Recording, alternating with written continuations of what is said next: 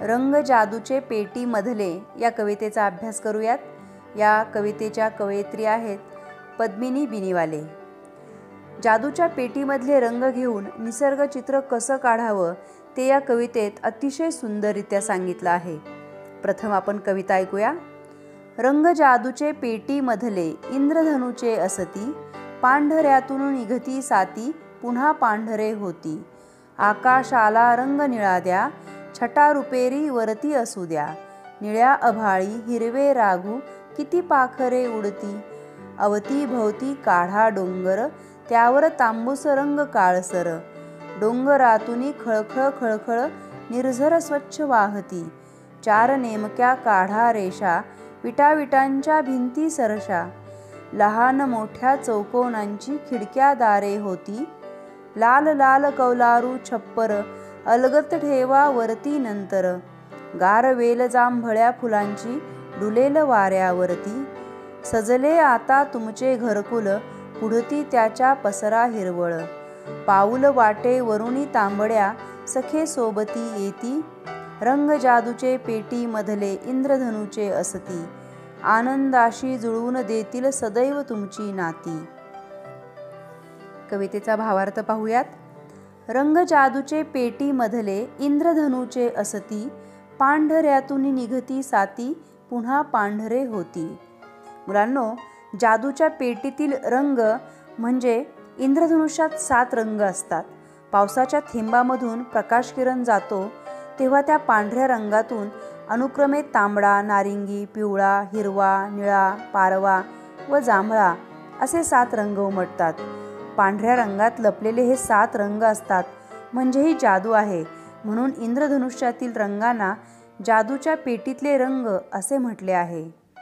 इंद्रधनुष्यातील रंगाची पेटी म्हणजे खरोखर जादूची पेटी आहे।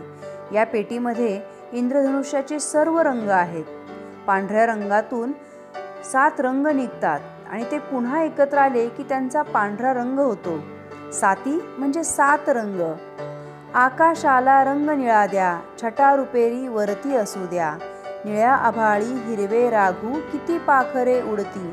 छटा म्हणजे झाक, रुपेरी म्हणजे चंदेरी चांदीसारखी, अभाळी म्हणजे आभाळात आकाशात, राघू म्हणजे पोपट। आता तुम्ही सगळ्यांनी या आणि आपण आता जादूच्या पेटीतल्या रंगातून चित्र काढूया। प्रथम आकाशाला निळा रंग द्या, त्यावर चंदेरी रंगांच्या छटा काढा म्हणजे आकाश उजळलेले दिसेल। निळ्या आभाळात हिरवे पोपट व अनेक पक्षी उडताना दिसतील असं आता चित्र काढूयात। अवतीभोवती काढा डोंगर, त्यावर तांबूस रंग काळसर। डोंगरातून खळखळ खळखळ निर्झर झरा स्वच्छ वाहती। तांबूस म्हणजे लालसर, निर्झर म्हणजे झरा आणि खळखळ हा झरा वाहतानाचा जो आवाज होतो त्या आवाजाला खळखळ खळखळ असं म्हटलेलं आहे। अवतीभोवती आता डोंगर काढूयात। त्या डोंगराला लालसर आणि काळसर रंगाने रंगवूयात। डोंगरातून जमिनीवर येणारे खळखळ वाहणारे निर्मळ झरे दाखवूयात। 4 नेमक्या काढा रेषा, विटाविटांच्या भिंती सरशा। लहान मोठ्या चौकोनांची खिडक्या दारे होती। आता नीट 4 रेषा काढा आणि त्यावर नीटनेटक्या विटाविटांच्या भिंती काढा। त्यावर लहान मोठे चौकोन काढून खिडक्या दरवाजे दाखवा। लाल लाल कौलारू छप्पर, अलगत ठेवा वरती नंतर। गारवेल जांभळ्या फुलांची डुलेल वाऱ्यावरती। अलगत म्हणजे अतिशय हळुवार, गारवेल म्हणजे फुलांची वेल। नंतर विटाविटांच्या काढलेल्या भिंतीवर लाल लाल कौलांचे छप्पर हळूच ठेवा।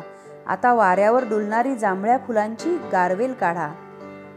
सजले आता तुमचे घरकुल, पुढती त्याच्या पसरा हिरवळ। पाऊल वाटे वरून तांबड्या, सखे सोबती येती। सजले म्हणजे सुशोभित केले, घरकुल म्हणजे घर। अशा प्रकारे आता तुमचे घर सजले आहे। त्या घरापुढील अंगणात हिरवी लुसलुशीत हिरवळ पसरा। त्यातल्या लाल मातकट पायवाटेवरून तुमचे मित्र सवंगडी आनंदाने तुमच्या घरात येतील।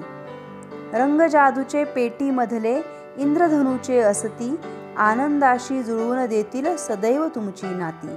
अशा प्रकारे जादूच्या पेटीतले इंद्रधनुष्याचे रंग आहेत. हे रंग तुम्हाला आनंद देतात. आनंदाशी नेहमी तुमचे नाते जुळवतात. आणि असं आपण एक छानसं चित्र काढूयात, असं इथे कवयित्री म्हणत आहेत.